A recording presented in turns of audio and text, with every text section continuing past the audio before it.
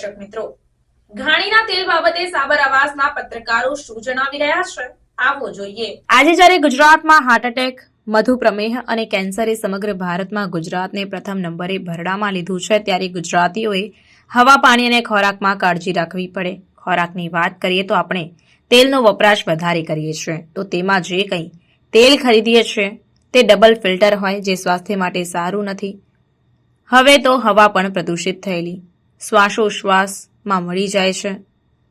ગામડામાં વાતાવરણ સારું હોય છે, પણ તેમાં બધા રહી શકતા નથી। આવા સંજોગોમાં સાબર આવાસના બંને પત્રકારો બાબુભાઈ ખરાડી અને સિયાસણવાળા પત્રકાર નટુભાઈ પરમારે રૂબરૂ મુલાકાત લઈ નટુભાઈએ ઇન્ટરવ્યૂ લીધું ત્યારની વાત વિડીયો દ્વારા રજૂ થઈ રહી છે। તો સાંભળો, આ ઘાણીના તેલનો ઉપયોગ કરી સ્વાસ્થ્ય માટે સાવધાન થઈએ।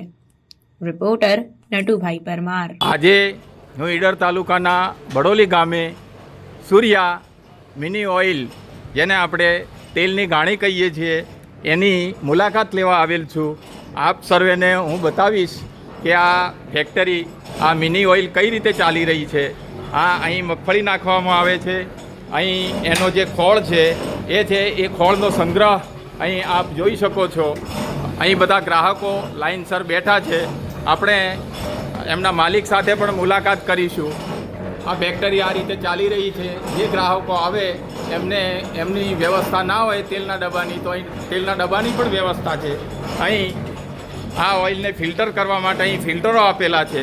તેલ અહીં આવે છે, અહીંથી ફિલ્ટરમાં જાય, ફિલ્ટરમાંથી ફિલ્ટર થઈ અને ગ્રાહકને કઈ રીતે મળે છે એ હું આપું છું। આજના જમાનામાં હવા, પાણી અને ખોરાક એની બહુ તાતી જરૂરિયાત છે। એ શુદ્ધ હોવા જોઈએ।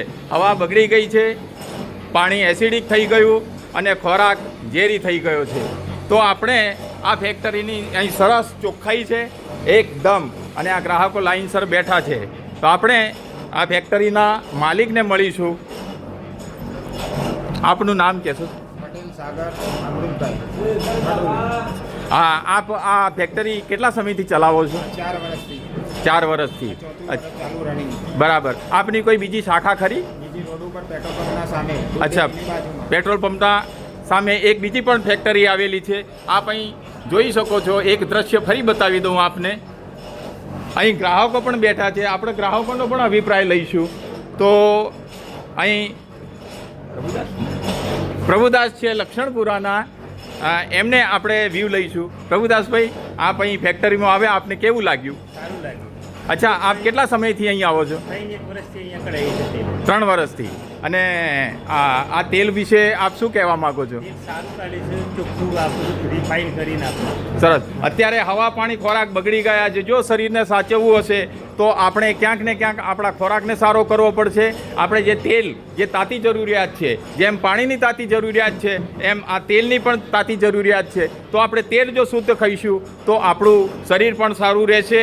તો આજે આ ફેક્ટરીની મુલાકાત લેતો મને બહુ આનંદ થયો। અહીં બહુ ચોખ્ખાઈ છે।